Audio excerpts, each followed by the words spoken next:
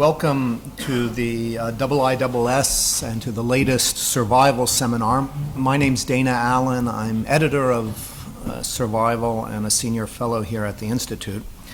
The cover of the current issue of Survival, which I hope you all have a copy of, has a picture of the U.S. president under the banner headline, "A Year of Trump." And next week is, in fact, the one-year anniversary of his inauguration, and it's been quite a year. One damned thing after another.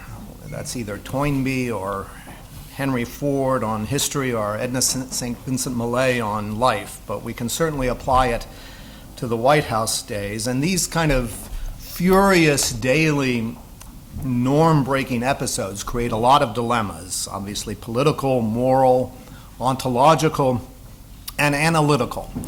Can we even analyze United States foreign policy using concepts and categories that make up our established sort of tools of trade? Anyway, our speaker today has grappled with this problem in this issue's lead article, which is titled "The Unexceptional Superpower: American Grand Strategy in the Age of Trump," which is adapted from his forthcoming book, also titled "American Grand Strategy in the Age of Trump."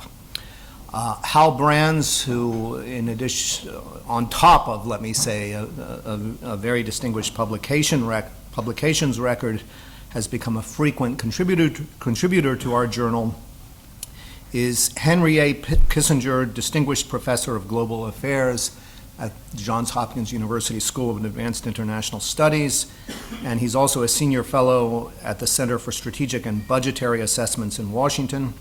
He taught previously at Duke University and worked for, I think, about 2 years, year and a half, yeah. in the Pentagon office of... Worked for Secretary Carter. Worked for Secretary Carter, Ash Carter, in the Obama administration. He's going to talk about Trump's foreign policy and dimensions of grand strategy for about half an hour, and then we'll have a good discussion. Great. Well, thank you. Thanks very much for having me, and it's a pleasure both to be here and to have the piece published in Survival. I really enjoy having the opportunity to write for the publication. And as Dana mentioned, the article is part of a larger undertaking, a book that's just out this week, American Grand Strategy in the Age of Trump. And just as a little bit of background, I'll explain a little bit that both the book and the article are about Trump and they aren't about Trump, in the sense that what I'm trying to do kind of analytically in my current work is not necessarily to make sense of U.S. foreign policy on a day-to-day basis since January 2017, which is hard in any administration and pretty much impossible in this one.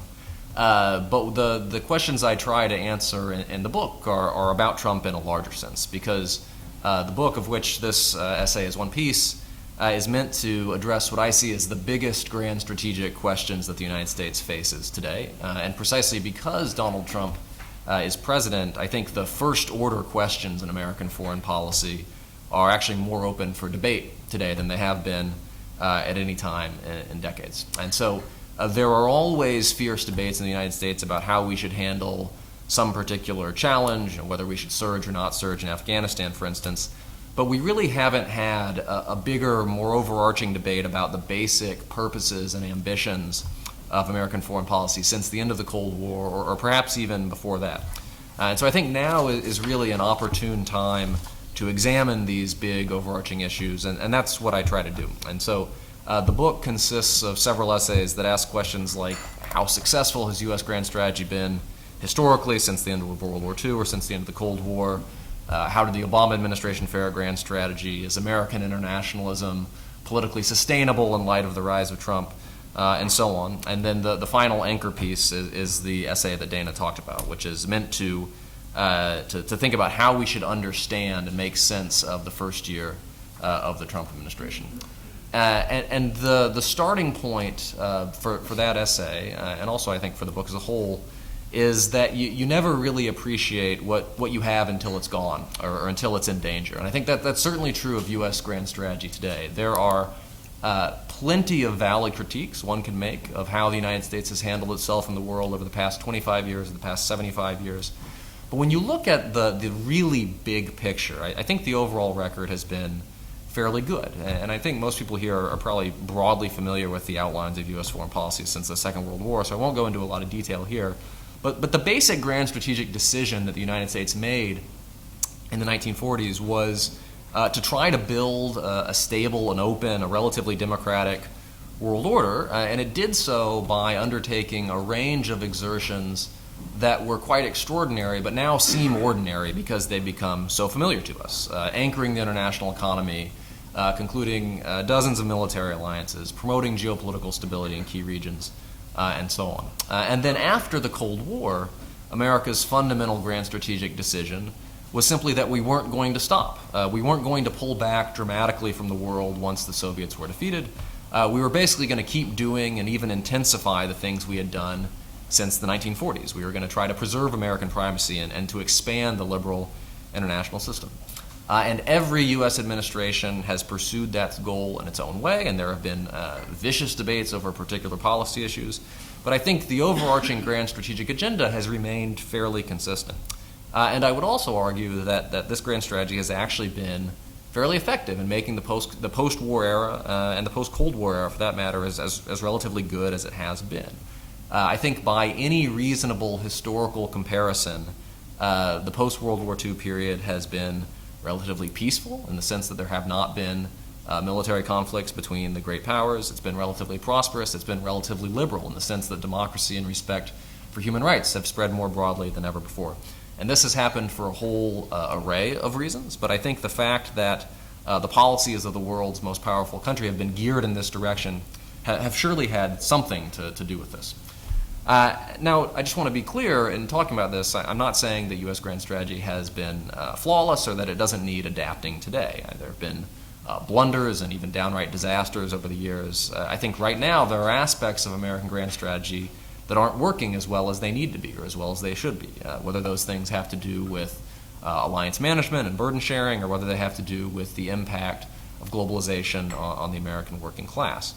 And I would also say that I think it's fair to say that U.S. foreign policy is facing more significant stresses today than certainly at any time since the end of the Cold War, from the return of great power competition to the dangers that are posed by rogue states like North Korea, and so on. The world is just a more volatile and dangerous place now than at any time in a quarter century, and so the outlook for U.S. strategy is becoming more challenging. And as a result of all that, I would wholly endorse the idea that there are ways in which American grand strategy needs to change in the coming years, just as American strategy has had to change and adapt in the past. This is the task that the Nixon-Kissinger team undertook in the late 1960s and 1970s, for instance, to adapt U.S. grand strategy within the broad framework of American internationalism. But what I think would be tragic is if the United States were to fundamentally break with the patterns of American statecraft, because those patterns have proven fairly constructive.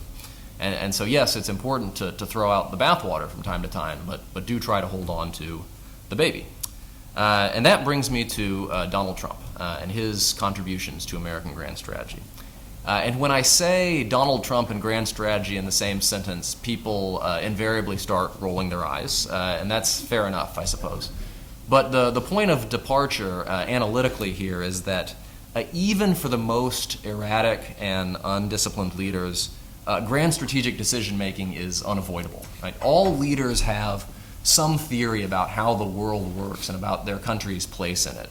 All leaders have to make choices about key foreign policy challenges. These issues are all deeply grand strategic in nature, and they're simply inherent in governing. And so, with apologies to Trotsky, Donald Trump may not be interested in grand strategy, but grand strategy is still interested in him.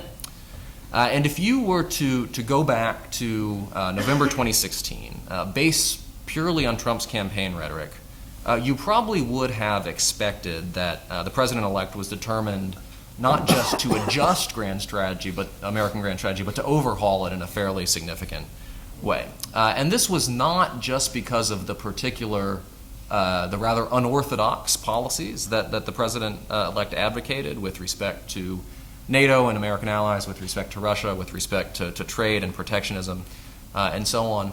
More fundamentally, it was because Trump rejected the central insight of the post-war American tradition. And this is the idea that the United States should pursue not a narrow, exclusionary version of self-interest, one in which we do well by making everyone else do poorly, but rather a more inclusive vision of self-interest, one in which we can best be prosperous and secure by helping our friends and partners become prosperous and secure.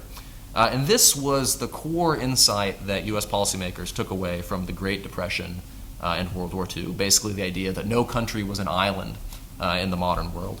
And I think it's really been the primary source of the success and legitimacy, certainly, of the post-war order. But during the campaign, Trump basically turned this idea on its head. He argued that the U.S.-led system was simply enriching everybody else at our expense, and that America had to start behaving in a more ruthless, zero-sum way in order to start winning again. And this was really the central intellectual thread that ran through all of Trump's foreign policy proposals on issues from trade to immigration to geopolitics. And so if Dean Acheson famously claimed to have been present at the creation of the American world order, it seemed like Trump meant to be present at the destruction. So fast forward to where we are today, and I think the first thing you have to recognize in looking at Trump's actual policies since he took office is that they haven't been quite as radical as you might have expected based on his rhetoric as of 2016. Trump hasn't yet started trade wars with China or with Europe. He hasn't withdrawn U.S. forces from Europe or consummated some sort of reconciliation with Vladimir Putin. He hasn't terminated NAFTA or gone to war with North Korea. And there are certain issues where his policy has actually been fairly mainstream. I think his Afghanistan policy, for instance, ended up probably where most Republican presidents would have ended up. Now, importantly, the reasons for this have primarily to do with the various constraints that Trump has faced. And these are constraints imposed by his advisors, by Congress, or simply by reality in some cases. But the fact remains that Trump hasn't simply blown up American foreign policy to the extent people might have expected. And in fact, we've even seen some prominent Republican observers like Elliott Abrams argue that the president's statecraft has been fairly sober and constructive, even if the tweets and the rhetoric have not. And this is an argument worth noting, I think, but I do think it still goes much too far for two reasons that really go to the heart of the argument that I make in the article. And the first is simply that Trump himself clearly has not changed. He has not been tamed. He clearly wants to or has even tried to change policy on an array of these issues. And so there are still a number of areas where it may be that the blow-up simply hasn't happened yet. I think trade is the leading candidate here. It may be that the NAFTA renegotiations, for instance, will deadlock sometime in 2018, and then Trump will decide that he needs to terminate U.S. participation in the agreement. So that's one problem. But the second and bigger problem is that Trump doesn't actually have to carry out all of his campaign ideas to damage American grand strategy. Because what the president believes, how he acts, even at the level of atmospherics, has a profound effect on how America is perceived and reacted to in the world. And so, in fact, there have already been a number of areas in which the president's behavior, his mannerisms, his words, and his ideas are proving fairly destructive. And so one of the arguments I make here is that there's actually a deep irony at the heart of Trump's approach to foreign policy. He claims that this America First agenda is going to maximize American wealth and power and independence in a competitive world, but really his behavior is simply diminishing both the American superpower and the international order that it constructed. And I make a variety of arguments to this effect in the piece that Dana mentioned. I'll just briefly run through a handful of the points that I make here so as to leave plenty of time for discussion. And it's worth flagging, by the way, a critical point here, which is that what has enabled, in my view, America's relative success in the international arena since World War II has not been simply America's unrivaled hard power, although that's been crucial. It's the particular way in which that power has been wielded. And so, as I mentioned, the United States has certainly looked out for its own interests. It's always been America first in that respect.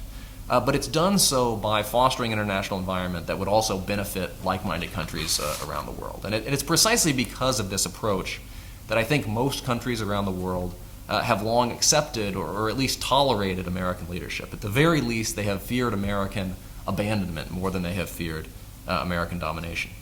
And U.S. leadership has also rested on several other critical factors, even if these factors are a little bit intangible at times. Because the international system rests on the credibility of American commitments, U.S. presidents have traditionally worked very hard to show that America is a reliable actor, one that will mostly serve as a source of global stability. U.S. officials have generally, although certainly not always, promoted the advancement of human rights and democracy in the belief that America's geopolitical leadership is tied up with its moral and its ideological leadership. The U.S. has built relationships of deep and embedded cooperation with its allies because we believe that those relationships went beyond just one-off transactional interactions. And then finally, U.S. influence has derived not solely from its material power, but from its image as a society that is flawed but nonetheless attractive. Soft power has been a powerful complement to hard power.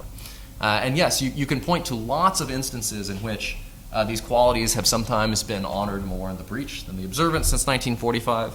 But I think broadly speaking, all of them have been vital to American statecraft. And the argument I would make about the Trump presidency is that all of them are under threat in one way or another today. And you can start with the way that Trump is reframing the basic U.S. view of world order, but by arguing that the United States is fundamentally exploited by the international system that it created, and that it needs to take a narrower, more unilateral view of its own self-interest. And this idea carried over from the campaign. It wasn't just at the core of Trump's campaign rhetoric, it was the core of his inaugural address, in which he argued that U.S. policy had basically exported the wealth and security of the United States to other nations while getting nothing in return. And it certainly animated his outlook on an array of international issues, of which trade is only the most prominent. And so in a variety of areas, Trump is basically making the implicit argument that American nationalism is incompatible with American internationalism as it's been practiced over the decades. And this is a real change in American statecraft. And so is a second innovation of the Trump administration, which is, I think, really the skepticism of the idea that there is a group of allied democratic nations to which the United States is bound by enduring purposes and values. And in fact, the message that the president has conveyed, especially in dealing with NATO, is first, that U.S. allies are the worst offenders in terms of exploiting American generosity. Second, that he wants to adopt a more transactional, what have you done for me lately, approach to geopolitics. And third, he gives the distinct impression that he is more excited about the possibility of cooperation with authoritarian adversaries like Russia than he is with democratic allies like Germany. And the crucial caveat here, as with a number of the issues I'll talk about, is that I think Trump's advisors would mostly disagree with these ideas. And actually, at the working level, most U.S. allies would say that 80% of the time, cooperation with the United States is still fairly robust. But at the presidential level, it's clear that a great deal has changed.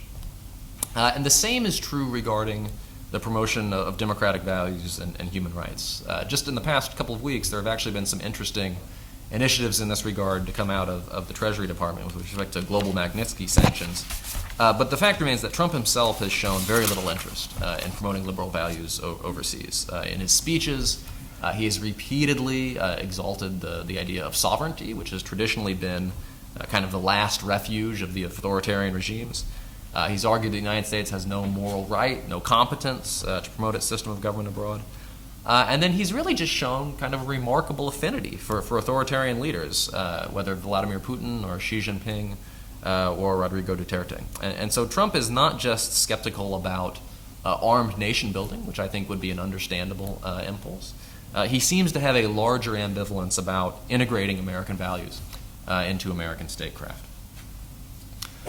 Or you can think about a fourth way in which Trump is testing a key strategic tradition of the United States. And this is the tradition of the United States taking the helm and responding to key global challenges. So at its best, you can think of the United States as traditionally having been the first responder running toward the fire. Right? It's been the catalyst for collective action in addressing the world's most critical problems, from rebuilding Europe after World War II to confronting the Islamic State today.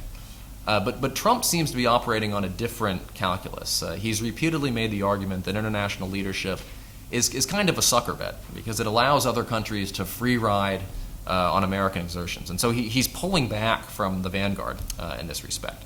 And I think there are three examples that stand out here. So Climate change is a huge long-term global threat, but Trump has basically abandoned multilateral efforts to deal with that problem by withdrawing from the Paris Accords.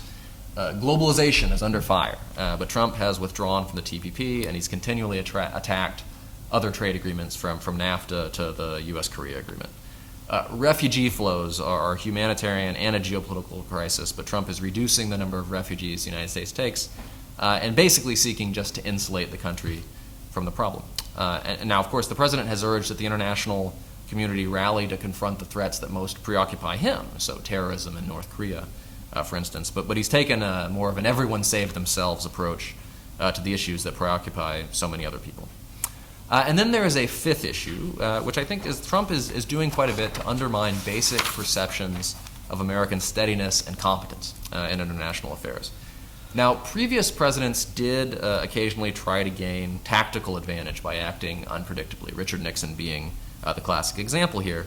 But I think for the most part, they understood that system leaders really don't have the luxury of behaving in fundamentally unpredictable ways, precisely because the system rests on their credibility and their competence. But Trump clearly believes that unpredictability is a virtue, and he also just has a deeply volatile personality. And so he's repeatedly behaved in ways that seem almost calculated to make America seem unreliable and even dangerous. So when the president withdraws from major multilateral initiatives that the United States had previously spearheaded, whether TPP or Paris, or when he refuses to explicitly endorse Article 5 at NATO in May, he unavoidably casts doubt on America's basic steadiness of purpose in global affairs. When he writes irresponsible tweets or he casually threatens war, whether with Venezuela or North Korea, he raises questions about whether America is a force for stability or instability. When he threatens to withdraw from the Iran nuclear deal or he draws unenforceable red lines vis-a-vis North Korea, he risks getting himself into a trap where he has to choose between escalation and humiliation.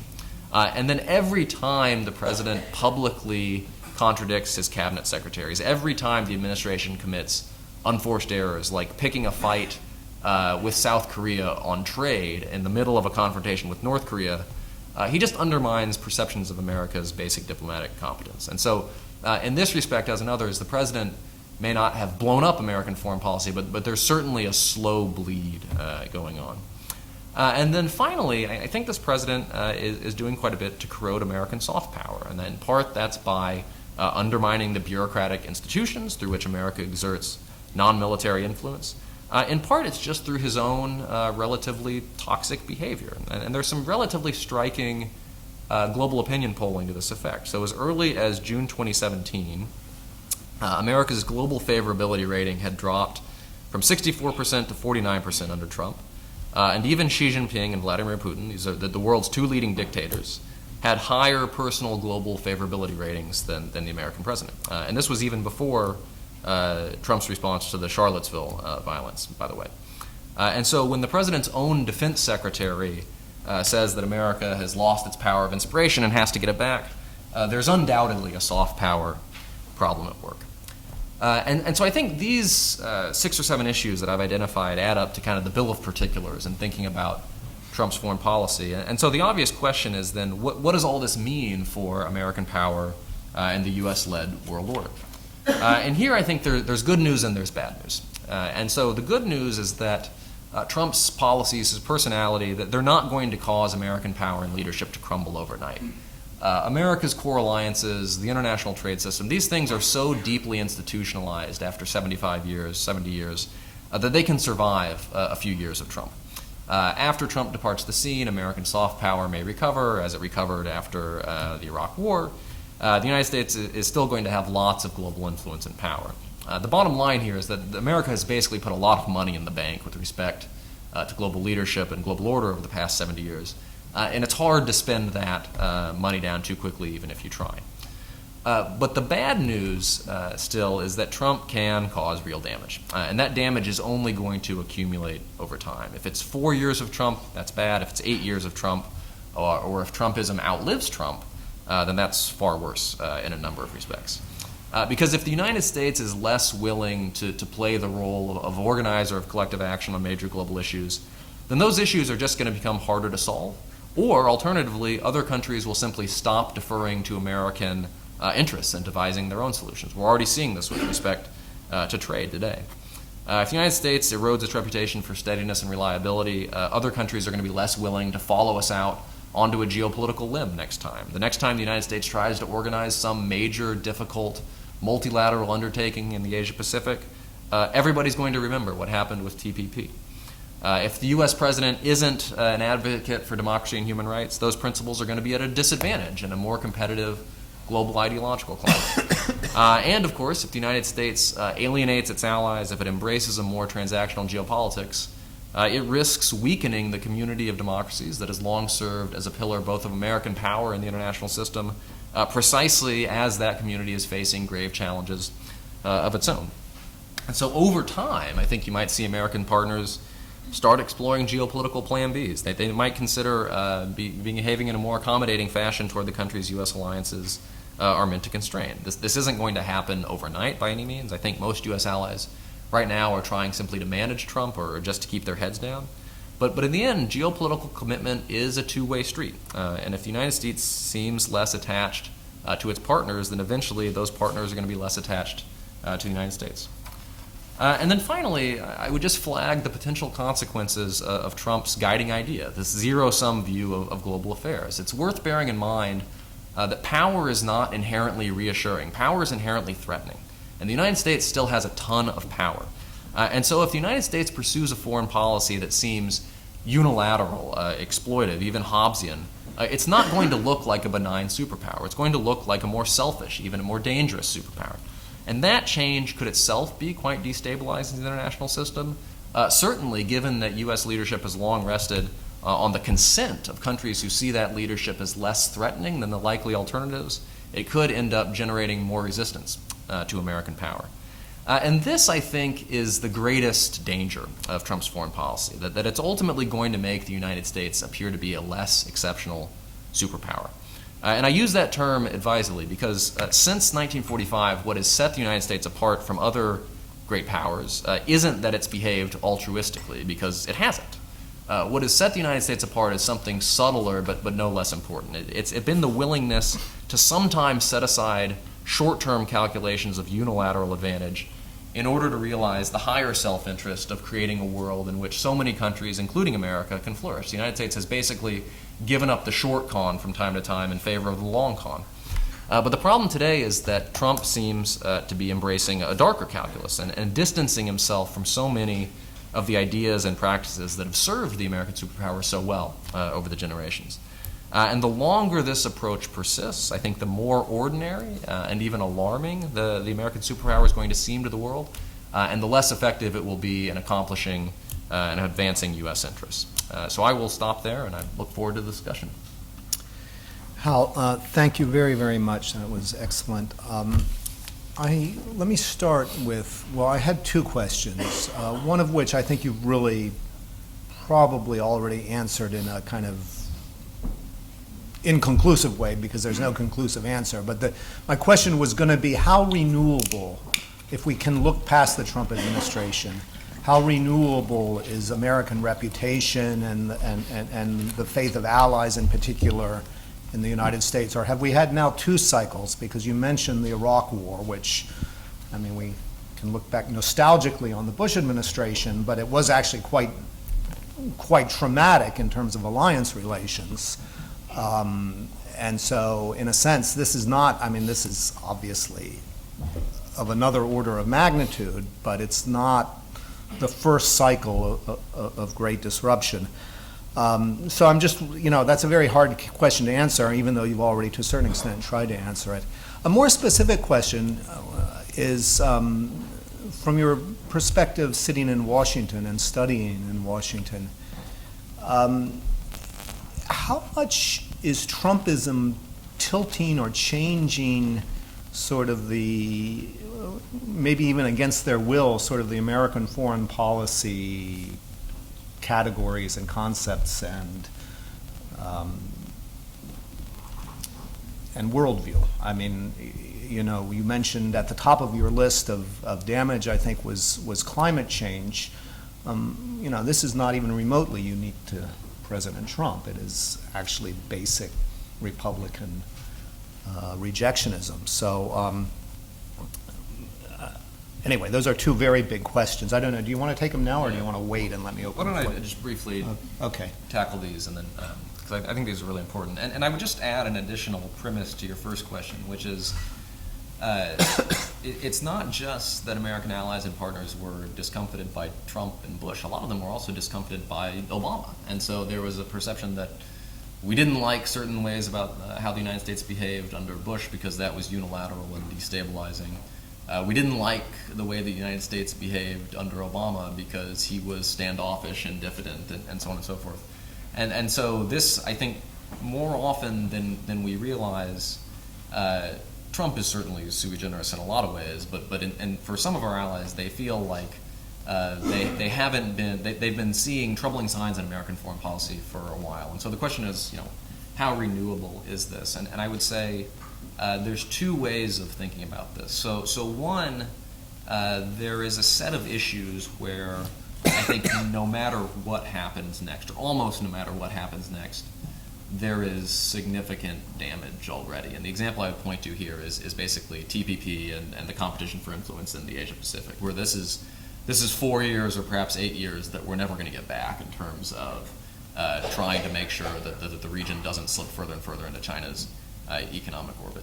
With respect to the majority of issues, I think the question is, it depends on how long this lasts. If this is 4 years and Trump is decisively defeated in 2020 by a reliably internationalist candidate, so somebody with Hillary Clinton's views on foreign affairs, I think you will be surprised at how quickly everyone will try to put all this behind them. It'll be 2006 and transatlantic relations all over again, where transatlantic relations were in a very bad place in 2003, and it was fairly remarkable in the end how quickly things were patched up, at least superficially, after that.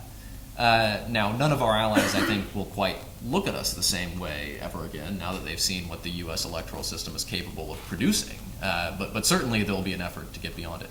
If it's 8 years of Trump, it's harder. If you have Trump followed by another sort of Trumpian character on the right, or a Trumpian character on the left, Bernie Sanders, for instance, then I think people have to start really asking very difficult questions about how much they can count on the United States. And that's where the dynamics that I talked about, I think, at the end of the talk come into play. Okay, how much is Trump sort of renorming American foreign policy was the second thing. I think there's kind of two divergent trends right here. So on the one hand, if you look at the opinion polling, free trade has become more popular since Donald Trump was elected. He does not seem to have captured a big backlash against the Paris Accords. The Paris Accords are fairly popular according to the polling that Pew does. But what he has managed to do is significantly renorm his own party on certain issues. And so I think Russia is the most striking example here, where even as recently as 3 or 4 years ago, it was about 10% of Republicans had a favorable view of Russia and Vladimir Putin. Now it's between 30 and 40%. And so we do know that American voters tend to take their cues on issues of foreign policy from elites. And so I think over time, the longer you have a major American political figure, the President of the United States, telling the American people that Putin is their friend and that trade is terrible and that alliances are bum deals, that's gradually going to have an effect.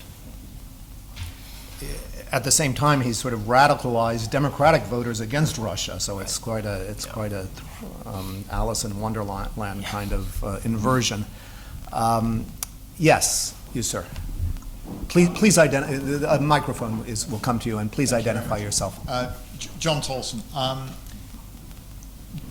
China and Russia presumably, can't believe their luck, see this as an opportunity.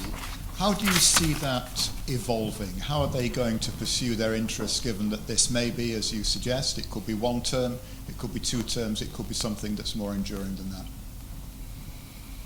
So that's a big question. I mean, I think the Russians are both tickled and disappointed by what has happened, and they are disappointed in the sense that on November 9th, 2016, they would surely have bet money that they'd be out from under American sanctions by this point.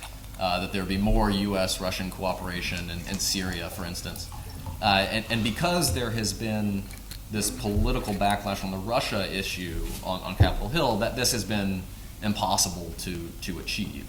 But I think they're tickled in the sense that American policy and American politics seem to be in disarray, and one of the Russian lines about the United States has long been that you really can't trust sort of a wild democracy in this sense to behave in a credible and steady fashion, and what better proof could there be of that assertion today? And so if I were sitting in Moscow, my approach would simply be to try to cooperate with the American administration wherever you can, to take advantage of areas in which the United States is no longer engaged, in some cases because it simply hasn't spun up on these issues. I think Syria is one of these cases.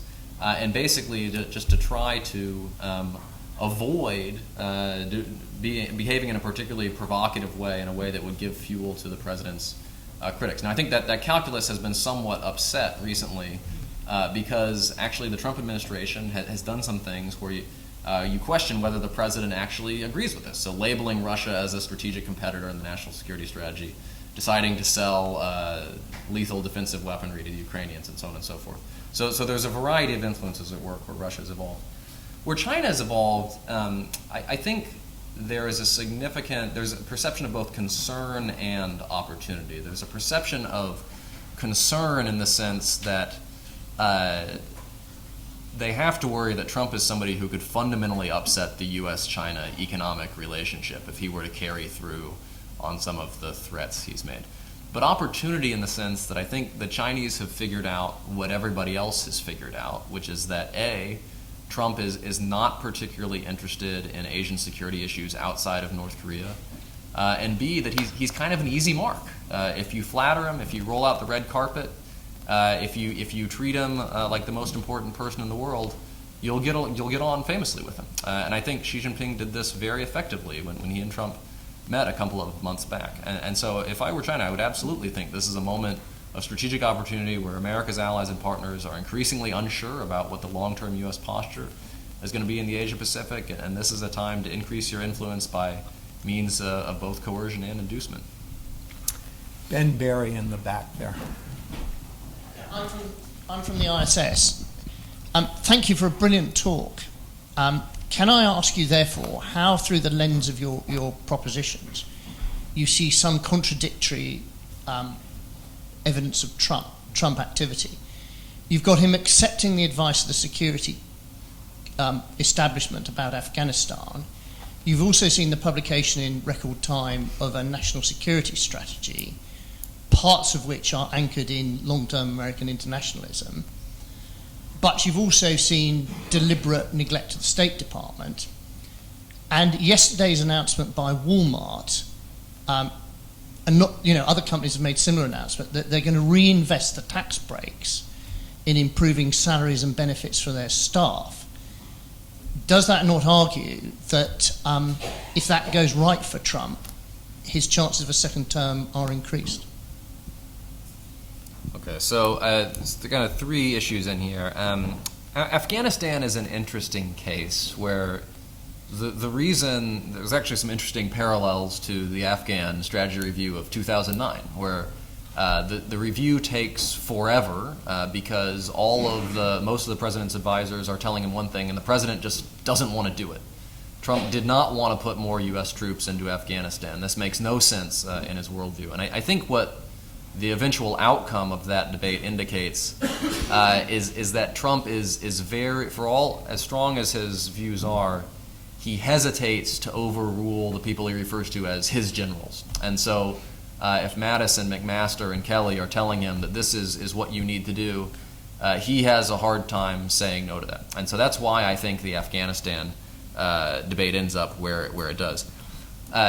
Speaking of Alice in Wonderland, the national security strategy episode had to be one of the strangest things anyone has ever seen with respect to American national security strategies, where you had a document that was, in fact, produced in record time. You had a document that in some places looked like it could have been written by any Republican administration.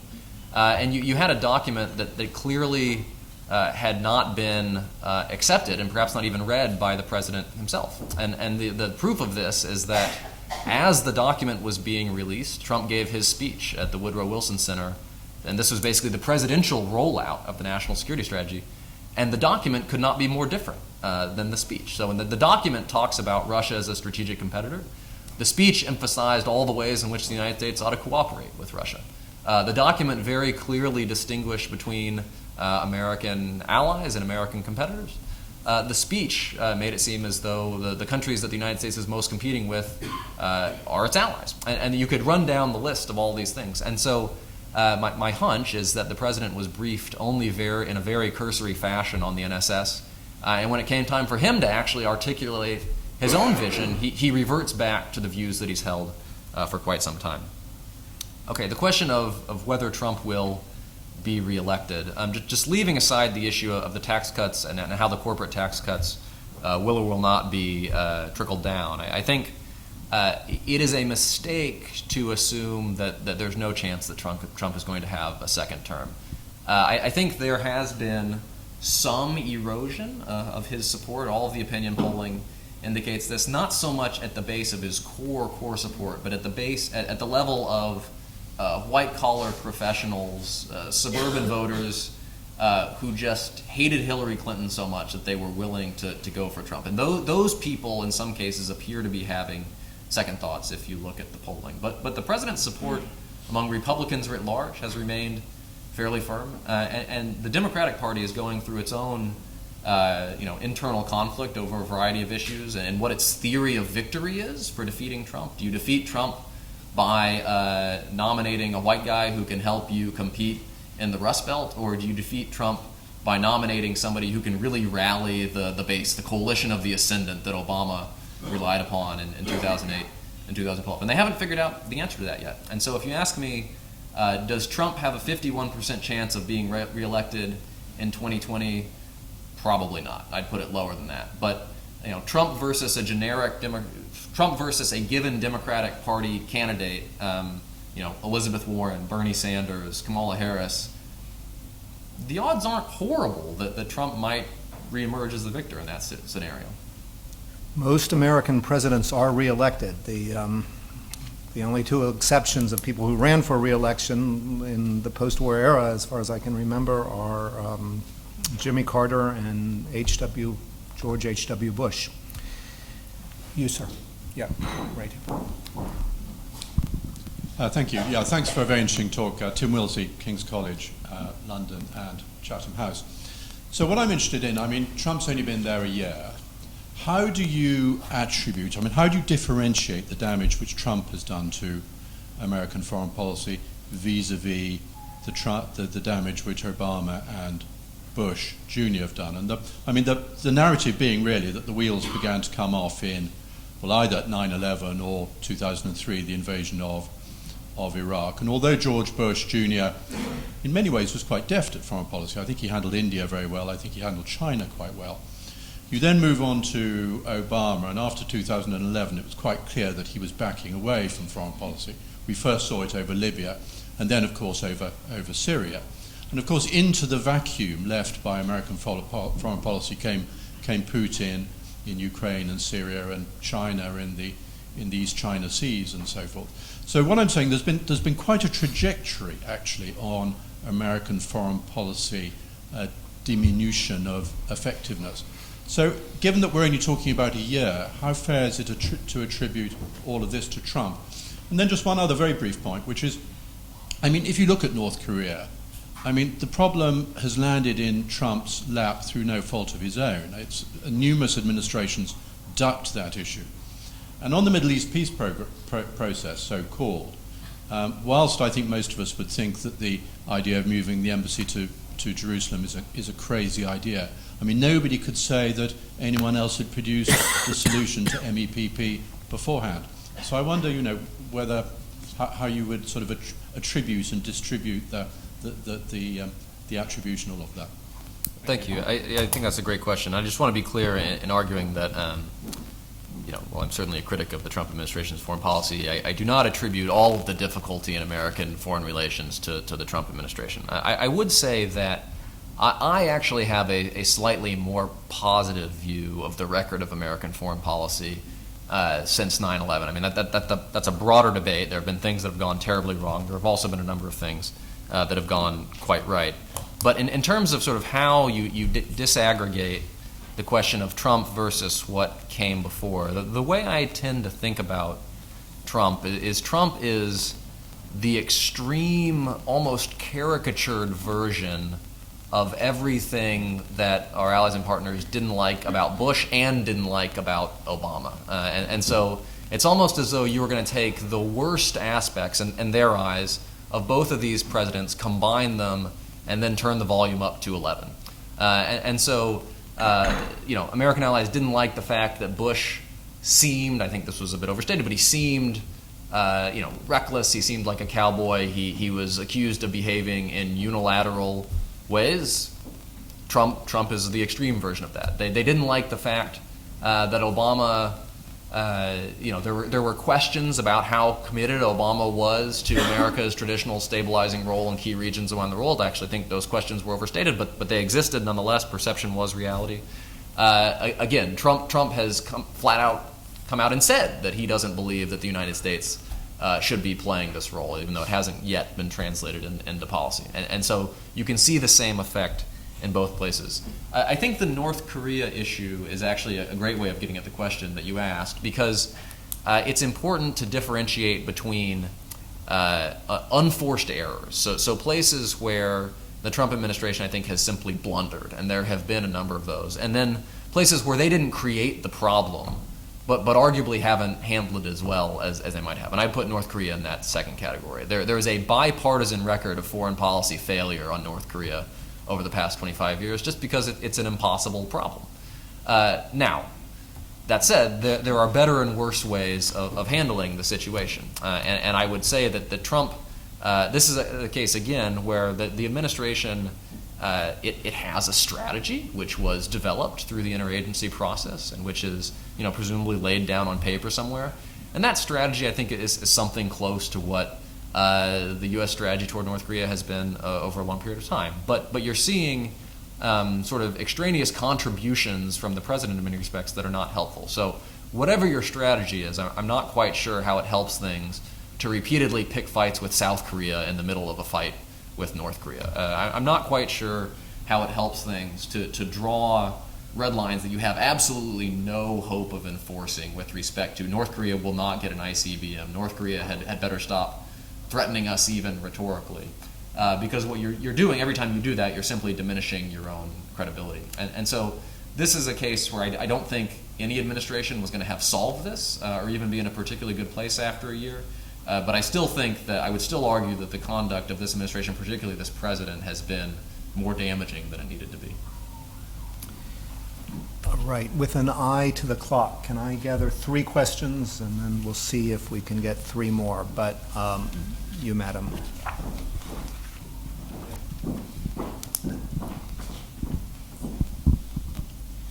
Ara Sabadust, I'm a journalist. Martin Wolf in the FT this week had a very interesting comment. He pointed out that while politically countries are becoming more introspective, the economy is growing, and it is growing at an extremely fast rate, beating expectations. So my question is, if the economy is growing so fast, and we see a lot of economic cooperation, no doubt which flourished under the neoliberal principles established under the Pax Americana, to what extent this cooperation can guarantee the preservation of these structures that benefited politically from American protection? So even in the absence of American involvement, simply the economic cooperation could guarantee the preservation of these structures. Thank you. And then Desmond Bowen in the middle right here. Desmond Bowen, I'm a member of the IISS. You paint a picture of declining influence, declining reliability, as a result of deliberate actions by President Trump. But you also, hold out the hope, and I guess it's a hope that's shared by many in this room, but you can't necessarily rely on that. The hope that there'll be a renewal of, as it were, the old policies, the old America, the there's the sort of staunch centre of liberal democracy and the kind of system that's grown up since, or has been organised since World War II. The question that I have for you is, and that's maybe kind of reassuring, but are there not possibilities of real crisis, for example over Taiwan, where President Trump decides to make a decision to stay out of it? Or indeed in the Baltics, maybe that's declined a little bit as a problem. But what I'm sort of pointing to is a possibility that there could be some catastrophic event which results in a decision by the United States to stay out of it and leaves actually the world really adrift in terms of where the power lies, and indeed the power would more or less fall to the authoritarian regimes that with whom America is a competitor right now. And the gentleman with his hand up right there. Yes. Thank you. And Jia Liang from Chinese Embassy in London. I have two questions. First, that as your very excellent report that on the grant strategy of American. So I wonder whether this is the first year of Trump administration. So I will ask you that what is the evaluation or judgment on the first year's performance, whether it's a success or a failure? Secondly, is about that the trade. As you mentioned, there are concerns between China and America on the trade and economic cooperation, and also there are kind of confrontation and the trade deficit. So, what is would you mind if also that's your anticipation that the coming year or this year there will be kind of a trade war between China and the U.S.? Thank you. Why don't you take those? We'll see if we have more time, but Okay. It's getting tight. Maybe I'll work backwards. So first year, success or failure, not good. So I certainly wouldn't call it a success.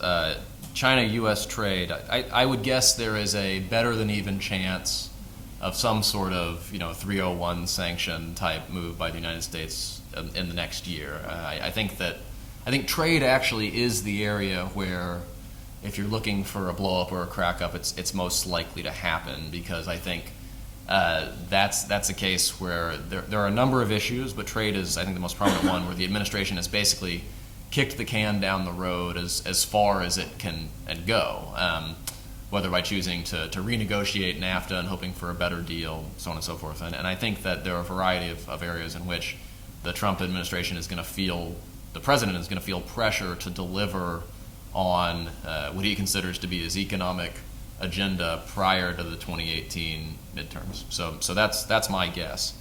Okay, the question over sort of some catastrophic crisis or occurrence.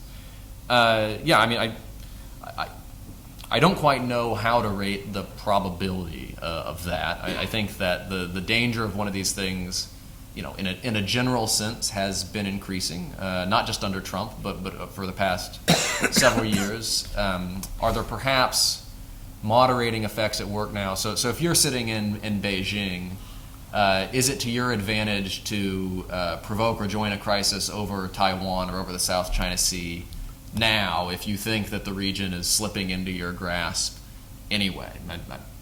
They may have that calculation. But I would just point out that some of the conflicts, by the way, I'll say one other thing. That there's one thing I would add to the list which you didn't mention, and I know the list was not meant to be exhaustive. Some sort of Saudi-Iranian blow-up in the Middle East. I think there's actually a non-trivial prospect of that. But I would just say that a lot of the scenarios you pointed to, those were going to be hard for even the most reliably internationalist American president to say, yes, we're getting involved with these. A China-Taiwan military conflict or major showdown, that's a hard one for the United States, regardless of who the president is, and not just because our response depends on who started it and that sort of thing, just because militarily it's very hard for us to do at this point. A Baltic scenario makes the Taiwan scenario look easy, and so I think even had it been Obama, even had it been Bush, there would have been questions about how forward-leaning the United States could have been. I think all those questions are just amplified under Trump. So with respect to, will the international economy keep humming along? I think, without American leadership. And so the good news is that the international economy, in sort of a broad historical sense, has a great deal of momentum. There's a great deal of institutionalization of the international trade and financial system. And there are a number of countries that benefit, a number of powerful countries that benefit from this order sufficiently that they think they have a stake in maintaining it. And so long as the United States doesn't actually withdraw not just economic leadership, but the security protection that allows the international economy to keep humming along, it could keep humming along for some time. But the uncertainty is that it's very difficult to see a scenario in which sort of a liberal international economy keeps going as well as it's been going, in which the two leading economic powers, nations at least in the world, really aren't committed to its principles. And so you have China, which sort of talks a good game with respect to free trade and globalization, but is really quite protectionist and mercantilist. And if the United States were to go in that same direction, it's just hard to see how over a period of decades a liberal economy would endure without the sort of hegemonic leadership that it's had for the past 70 years. One more question. I'll take you, sir, possibly only based on your advantage of sitting in the front row. And apologies to everyone else. Jamie, I'm a student in the War Studies Department at King's. You've talked about how Trump's grand strategy subverts the strategic tradition since 1945, but I'm wondering whether, looking further back, you think he's tapped into any strategic or intellectual traditions in American grand strategy?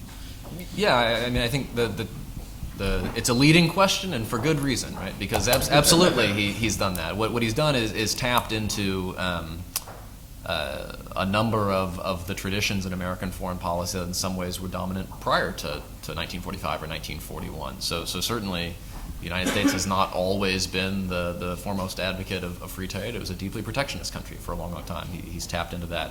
I think Walter Russell Mead has written very persuasively about how he's part of this Jacksonian tradition that for a long, long time has basically been married to other traditions in American foreign policy, which has resulted in this broadly assertive, engaged foreign policy. But if those other traditions, the Wilsonian or the Hamiltonian traditions, are receding and you have more of a pure Jacksonian approach, then that's kind of what you see in Trump today. And so he's not something completely new in the American experience. He's actually the return of something fairly old in the American experience. Okay, well, I'm glad we took that last question because that gives us some perspective. But I'm particularly happy that we were able to host such a stimulating and obviously timely, although it will always be timely, discussion of American foreign policy and the current president. So I hope you will join me in thanking Professor Brands.